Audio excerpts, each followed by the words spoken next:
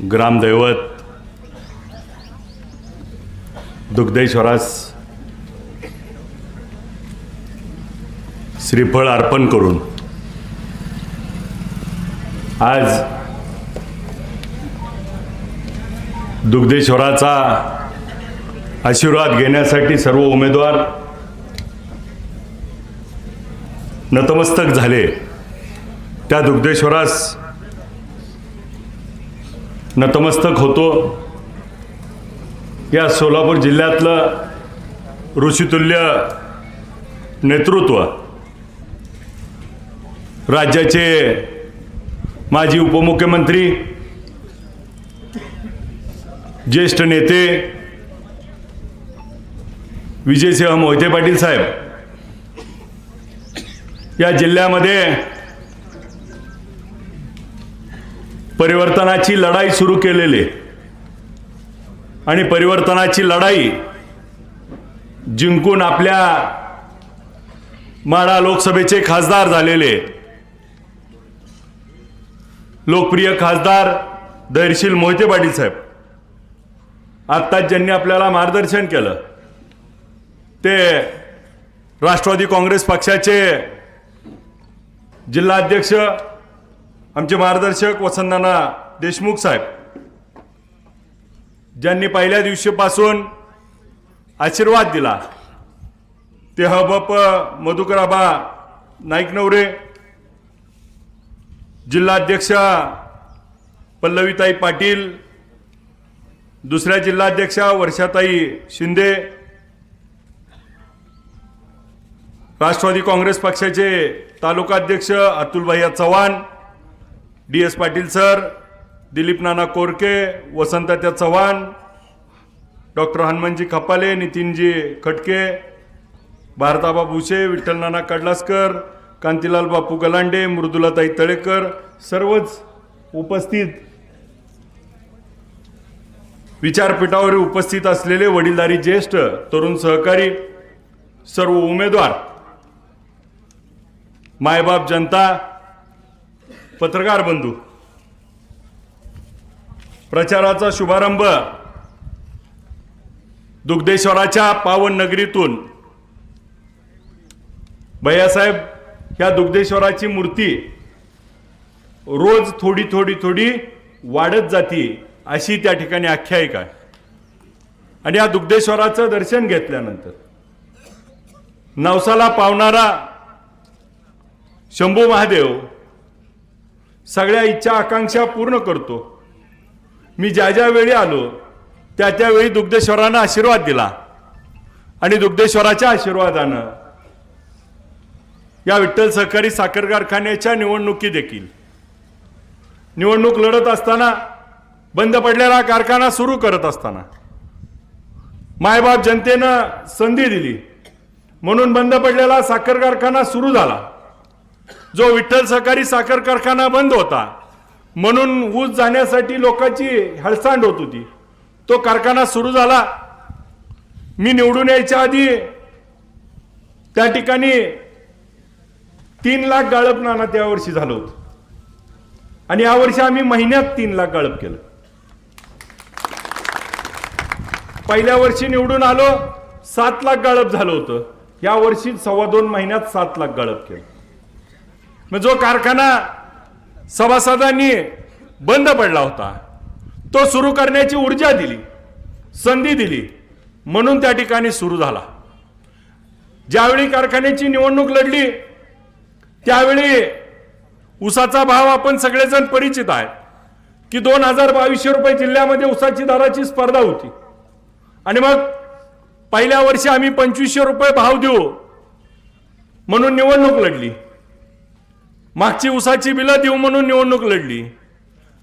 मग ऊसाची बिलं देत, थकीत बिलं देऊन त्या ठिकाणी 2,500 रुपये भाव दिला। आता काही लोक ऊसाच्या दरावर बोलतात, पण आपण जसं विठ्ठल सहकारी साखर कारखान्याला संधी दिली त्या वर्षीपासून बघा, पहिल्या वर्षी 2,500 रुपये दिला, पुढच्या वर्षी इथल्या एका कारखान्याने 2,500 रुपये जाहीर केला। मी फक्त म्हणलं आपला कारखाना अडचणीत आहे, त्यांचं 2500 आहे तर आम्ही 2550 रुपये देऊ. त्यांच्यावर टीका झाली, टिप्पणी झाली. जाहीर केलं राज्याचे उपमुख्यमंत्री अजितदादाच्या समोर 2500 रुपये आणि जमा करायची वेळ आली 2700 रुपये. त्यानंतर दुसऱ्या एका कारखान्यानं 2800 केलं, आपण 2825 रुपये केले. मला सांगा, मी जर त्यावेळेस 2550च्या ऐवजी 2400 म्हणलो असतो तर काय झालं असतो? मिळाला असता दराला? स्पर्धा लागली असती का? मग त्या वर्षी 2825 रुपये सांगितलं, 2825 ते 3000 रुपये. का हो पुढे गेला नाही कोणता कारखाना? गेला का? मग बोलण्याचा अधिकार त्या ठिकाणी कुणाला आणि का? मग गेल्या वर्षी स्पर्धा लागलेली होती. आज देखील ठामपणे सांगतो 3500 रुपये देणार म्हणजे देणार. आज काही अडचणी आहेत, जरूर अडचणी आहेत, परंतु जे जे शब्द दिले ते सगळे पाळलेत. आता गेल्या वर्षी बघा 2800 रुपये त्यांनी पहिला हप्ता दिला, आम्ही 2803 रुपये दिला. त्याच्यावर त्यांनी सांगितलं विठ्ठल कारखान्यापेक्षा 1 रुपया जास्त देतो. दुसरा म्हणला जिल्ह्यात 1 नंबर देतो. मग म्हणला आता ह्यांचा दम होऊ दिला. 2803 रुपये झाल्यावर ह्यांनी 100 रुपये दिलं. किती झालं त्यांचं? 2900. आपण दिवाळीला किती दिलो? आपलं किती झाले? 3003. त्यांचं किती आहे इथं? आता अजून तुम्ही 103 रुपयानं महागाय आणि कुठली नाकान वांगी सोलायला लागलाय? बरं, पहिल्या वर्षीचं उदाहरण बघा. 2500 रुपये होतं. मी जर पहिल्या वर्षी म्हणलो असतो 2800 रुपये देता येते, ही म्हणली असते आम्हाला 2500 आणि 300 दाबलं असतं का नाही? पण ह्यांची कळ मारायची होती मला. हळूहळू विठ्ठलच्या सभासदाचा विश्वास आहे, निवडून दिलाय का नाही? आज विठ्ठलचा सभासद एकालाही त्या ठिकाणी विश्वास नाही की सगळ्याला वाटतंय 3500 मिळणार. पण माझं म्हणणं काय, आपलं 3.5 मिळणार आहे तर ह्यांचं घालवायचे. तर आता ह्यांचं काय आहे बघा, ह्यांचं क्रशिंग हिकडल्याचं किती आहे माहिती आहे का? 25 ते 27 लाख. 25 लाख क्रशिंगला 500 पैसे किती झालो? 25 पाचा 1,200. 100 रुपये अजून राहिले ना आपल्या माग. म्हणजे 600 रुपये 25 सक्क 150 कोटी ह्यांचं जाणार आहे. माझं 30च आहे. मग माझं म्हणणं काय आहे, तुम्ही 100 केलं, मी 200 केलं. आता बारी कोणाची? त्यांची आहे का नाही? लय शेतकऱ्याचा पुळका आहे. म्हण ना उद्या 200 नाही काढलं तर बोल पुढं. तुझं घालवायचं आधी आम्हाला. आणि त्यांच्या पार्टीच्या लोकांना हे कळत नाही, लगात घालवून तुम्हाला मिळवून देणार आहे. ती काय आपल्या पार्टीला मिळणार आहेत का पैसे? त्यांचाच ऊस गेला आणि त्यांनाच पैसे मिळवून देणार आहे. आज गेल्यावर बटन तेवढं आपल्याला दाबणार आहे. आणि मग मी तर उलट म्हणतो, आता लागली आहे निवडणूक, ऊस दराचा विषयच काढलाय. माझं जाहीर पत्रकार महोदय आपल्या निमित्तानं रणजित सिंह शिंदेंना आव्हान आहे, आपण जर खरंच त्या ठिकाणी सेवा करताय तर एखाद्या वडिलानं दिलेला शब्द पूर्ण करणारा खराच पोरगा मर्द असतो. 600 रुपये उद्या जमा कर आणि मग मैदानात ये. ह्यांचा नाद काय आहे? आपलं घालवायचं आणि त्यांचं झाकून ठेवायचं. आर गाड्यानो, तुम्हाला पटांगणात ये गडी म्हणला ही बारा पटांगणात आलाय. आर मी पटांगणात 2 वेळा येऊन गेलो, तुम्हाला गावलो नाही. आता तुम्हाला सगळ्याला एकाच कोंड्यात घेतलंय. कसा बाहेर निघताय बघतोच. अरे अजून एक लय भारी बोलती ती. आता भाजपाच्या विरोधात बोललो. अरे आमची लढाई त्यांच्याशी नाहीच. आता महिला आमच्या आहेत पण तुमच्याबद्दल नाही. जी चाडगेपणा असतो का ती 2-4 नेता असं करते तर आणि जणू काय पालकमंत्र्याला इतक्या चाड्या लावायला लागली ती. आम्ही काय म्हणलोच नाही. आम्ही काय म्हणतोय माहित आहे का, हितली प्रस्थापित कोण आहे? तिथली प्रस्थापित हितली प्रस्थापित ज्यांनी अनेक वर्ष पंचायत समिती जिल्हा परिषद औदुंबरांच्या काळानंतर कधी आपल्या परिवाराला पंचायत समितीवर सत्ता स्थापन करता आली नाही. आणि मग ही योग्य वेळ होती. मग ज्यांनी त्या ठिकाणी वर्षाताई आत्ता बोलताना सांगितलं, वर्षाताईंनी गेले 1 वर्ष झालं जसं आरक्षण निघालं तसं ह्यांना घेऊन प्रचार केला.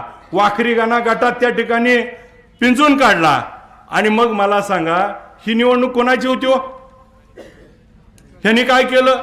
वर्षाताईंना तिकीट द्यायच्या ऐवजी स्वतःच्याच भावाच्या बायकोला द्यायला निघाले. आज त्यांचा वापर करून घेतला का नाही?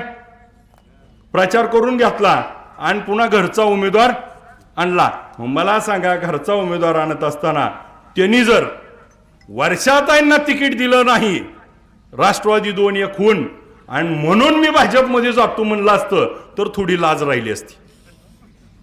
आता कशासाठी गेली ती?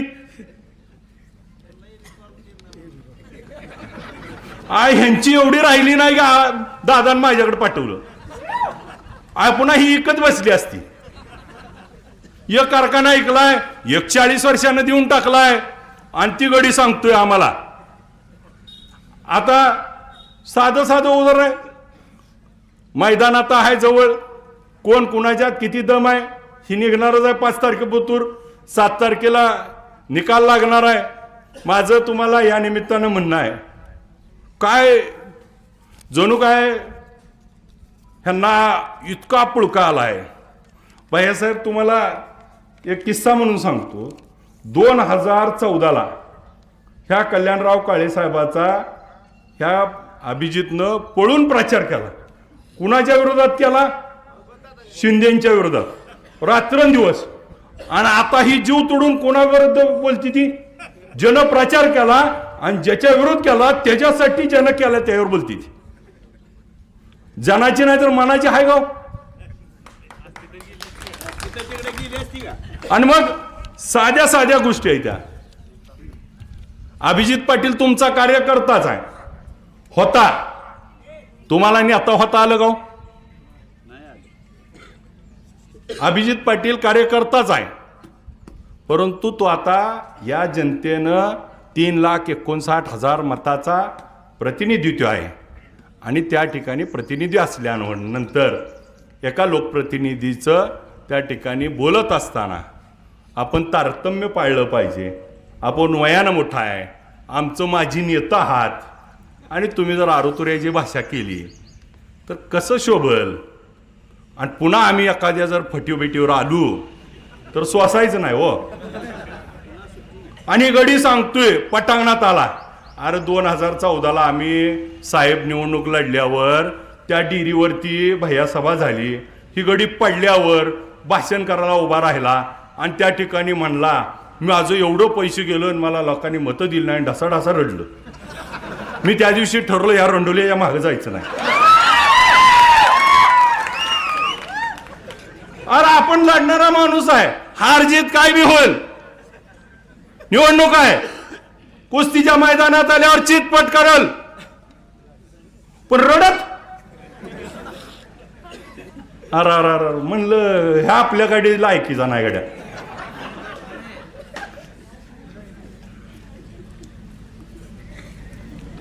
मला या निमित्तानं तुम्हाला एवढीच अपघातानं आमदार झालाय लगा 30,700 चालू आहे.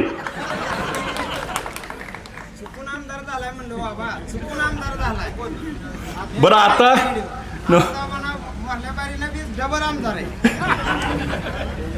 ही प्रेम आहे. आज बघा या जिथं आज भैया आपण शुभारंभ करतोय ह्या गावात 1349चं लीड आहे. आणि मग ही गावं ज्यावेळेस आपल्या पाठीशी उभा राहतात, निवडणूक लागली कशाची? जिल्हा परिषद पंचायत समितीची. बोलती ती कशावर? कारखान्यावर. माझी त्यांना नम्र विनंती आहे, कुठल्या बी गावात, कुठल्या बी चौकात, कुठं बी समोरासमोर बसू. मागचं जर काढलं तर सगळ्याचं हिशोब आहे. पण माझी विनंती आहे, ही आपल्या सहकार्यांची निवडणूक आहे. तुम्ही घरातलं उमेदवार उभा केलं. इकडचा एक गडी म्हणला होता मुंबईलाच जाऊ देत नाही. आर तुला तिकीट बी कुठलं मिळू देत नव्हतं. आता कोंड्यात घातलंय. ज्या घरानं शरदचंद्र पवार साहेब, यशवंतराव चव्हाण साहेब, विजयसिंह मोहिते पाटील साहेब यांच्या विचारावरती पुरोगामी विचार त्या ठिकाणी जपला आणि आयुष्य त्या ठिकाणी खर्ची घातलं, त्या घरातली ही तिसरी पिढी आज त्या ठिकाणी नेमका काय विचार घेऊन त्या ठिकाणी गेली आहे. आणि मग विचार घेऊन जात असताना, स्वतःचा स्वार्थ साधत असताना जर त्या ठिकाणी माझं आणि माझ्या कुटुंबाचं एवढंच बोलत असेल तर त्या ठिकाणी आपल्याला देखील विचार करायची वेळ आहे. मग कल्याणराव काळे साहेब जिल्हा परिषद सदस्य होते, त्यांनी विधान परिषद लढली, विधानसभा लढली, त्या ठिकाणी कारखान्याचं चेअरमन होतं आणि तरी देखील जिल्हा परिषदला त्या ठिकाणी त्यांच्या घरात उमेदवारी पाहिजे. अहो त्याच गटात पंचायत समितीला पडलाय तुम्ही आणि जिल्हा परिषदला उभा राहायला लागलाय. म्हणजे काय तुम्ही? आता खरी निवडणूक आहे की तुम्हाला चांगला इंगा दावणार आहेत ही लोक सगळी. कारण जी जी भैयासाहेब विधानसभेला तर अशी बोलत होती, आम्हाला कधी कधी वाटायचं आज लय जोरात भाषण केलं. एक जण मला मागणं म्हणायचा 10 लाखाची सुपारी आहे. जरा दुसरं जोरात केलंय म्हणायचं आईला 20 लाखावर गेलं काय घे. पुन्हा जरा जोरात गेलंय कळायचं 50 लाखावर गेले काय घे. मला तर वाटायचं तिकडून शिंदे रोज ह्यांना काय तर पाकिट पाठवायचं, तसं घसा तोडायची. जेवढा घसा तोडल तेवढं मत टाकायची मला लोक. आपण मुळात तुम्हाला सुपाऱ्या वाजवायशिवाय दुसरं काय येतंय? मग साधा विषय आहे, त्या ठिकाणी निवडणूक आहे, निवडणुकीप्रमाणे खेळू. अनेक विषय आहेत. आता जसं मगाशी वसंतदानांनी सांगितलं, आज जर उमेदवार तपासलं तर इथं ज्यांची पार्टी होती ना त्या पार्टीत उमेदवार नाहीत. आणि अजून एक सांगितलं परवा, आता आमची ताकद वाढली. विधानसभेच्या निवडणुकीतला रणजित शिंदे तिकडच होते, परिचारक पार्टी तिकडच होती, समाधान काळे, कल्याण काळे तिकडच होते, गणेश पाटील तिकडच होते. नवीन कोण आहे तुमच्याकडे? तसं बाळासाहेब देशमुख आता आमच्याकडे आहेत. तुम्ही सांगा ना, पार्टी तुम्ही कुठं वाढवली? फक्त जुन्या भांड्याला कलई केली आहे, तिकडून तिकडं तिकडून इकडं, काय दुसरं करत नाही ते. ह्यांचा विषय एवढाच आहे, काही झालं तर आमच्या घराची सत्ता राहिली पाहिजे. आपण जर बघितलं तर यशवंतभाऊ पाटील साहेब 11 वर्ष जिल्हा परिषद सदस्य होते, जिल्हा अध्यक्ष होते, 20 वर्ष पंचायत समिती सदस्य होते. बापू 5 वर्ष त्या ठिकाणी जिल्हा परिषद सदस्य होते. भाभी 10 वर्ष होत्या पंचायत समिती आणि जिल्हा परिषद.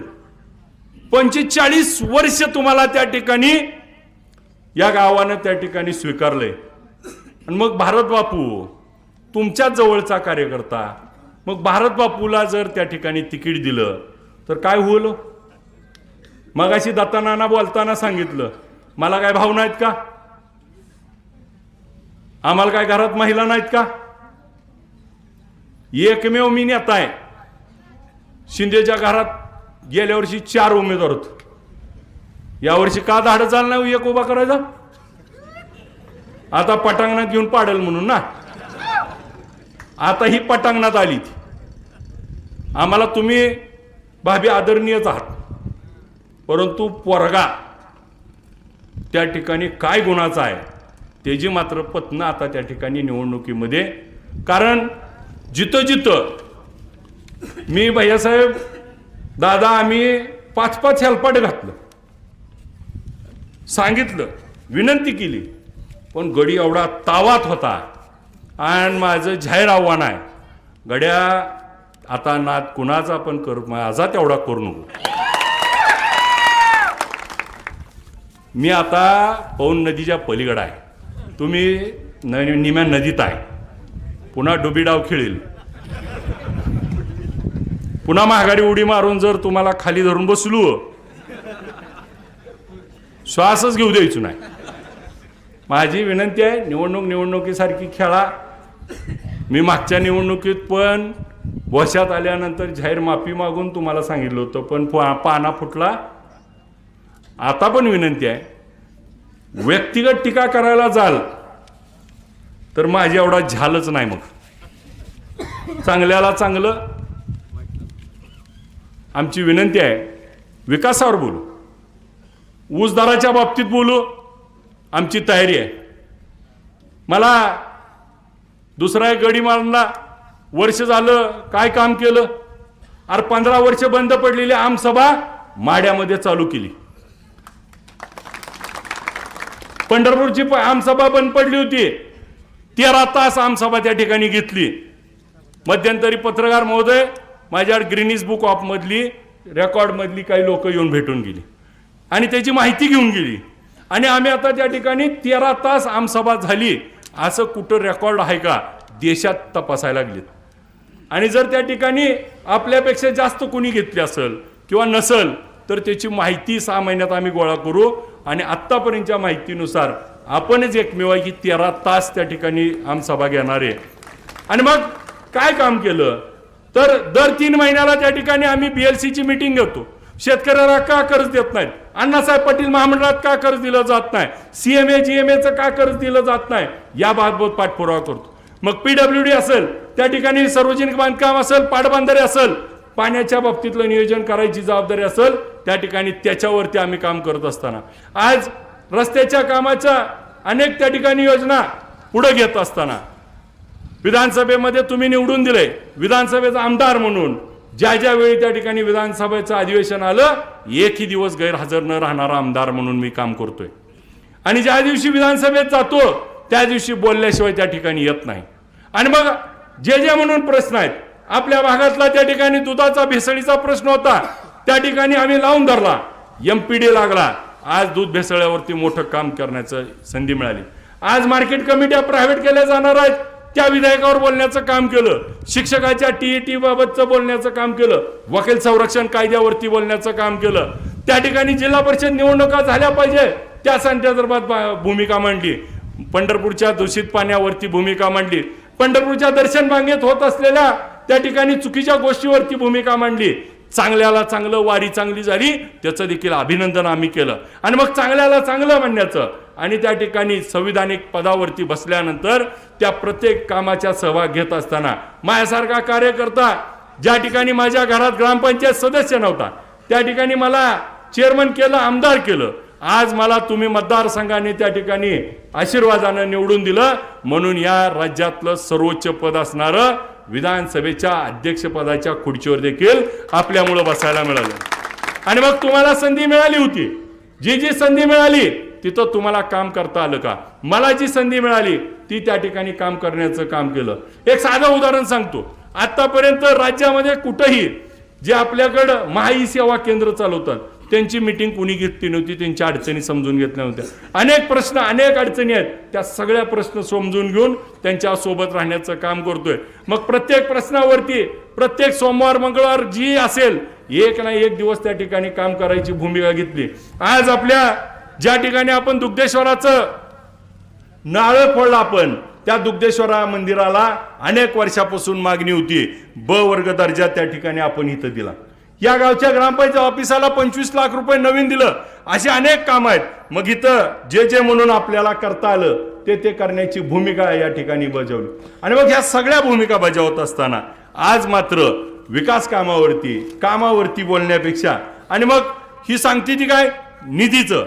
आज मला या निमित्तानं आपल्याला सांगायचंय, निधी आणायचा आहे म्हणती ती. निधी कुठनं आणणार आहे?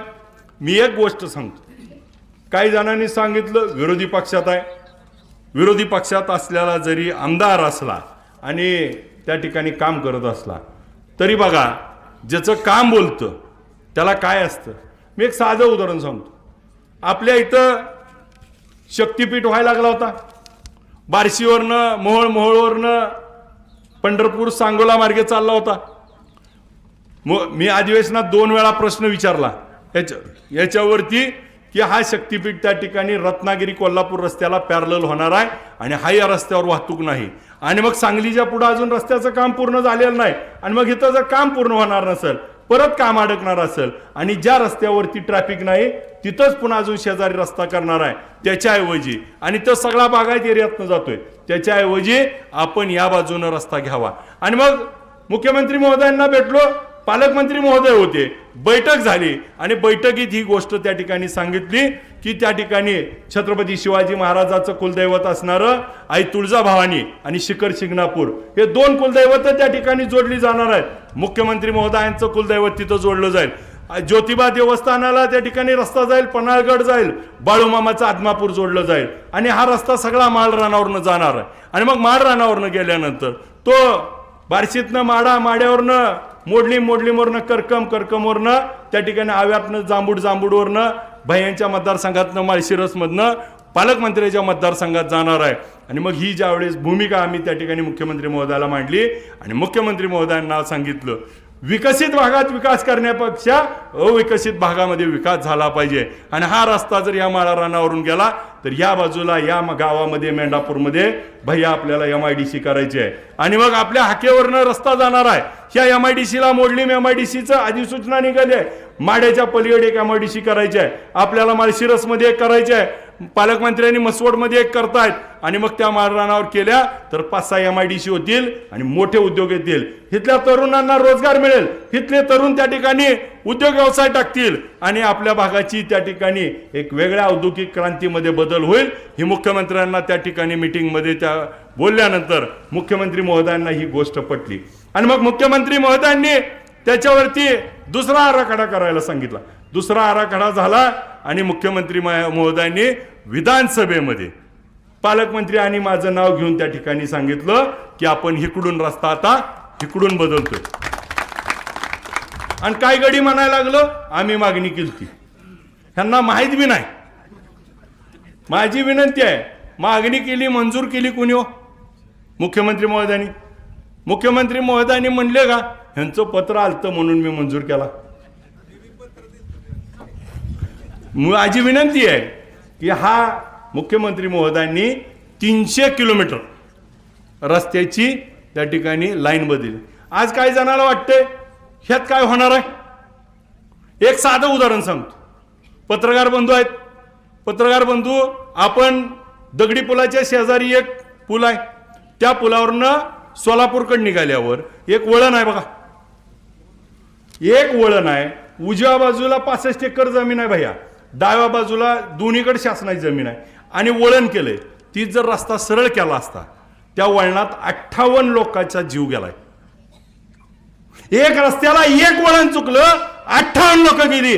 300 किलोमीटर रस्ता चुकला असता तर पुढची पिढी बर्बाद झाली असती.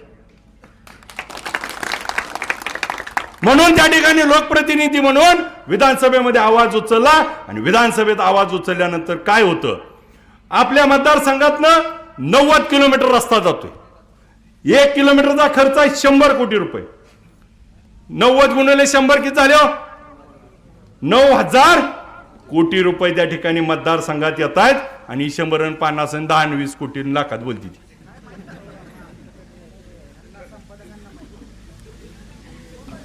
9,000 कोटी रुपये पुढच्या 5 वर्षात या भागात येतील, आणि या भागाचा कायापालट होणार आहे. आणि मग विरोधी पक्षात होतो, काम करत असताना माझी गोष्ट ऐकली जात होती. अनेक विषयावरती बोलत असताना भैयासाहेब कुर्डवाडीमध्ये बारलोणीच्या एका मुलानं चक्री गेम मध्ये 90 लाख रुपये हरले, आणि त्या ठिकाणी गळफास लावून घेतला. तो विषय लवळचे पोरं होती, बारलोनीच्या पोरानं, आणि मग त्या ठिकाणी प्रश्न मांडला विधानसभेमध्ये. प्रश्न मांडला चक्री गेम बंद झाली पाहिजे, हा ऑनलाईन गेममुळे त्या ठिकाणी शेतकऱ्याची कुटुंब उद्ध्वस्त होत आहेत. एक धाराशिव जिल्ह्यातलं बावी म्हणून गाव आहे, त्या बावी गावच्या पोरानं 1,05,00,000 रुपये त्या चक्री गेम मध्ये हरला.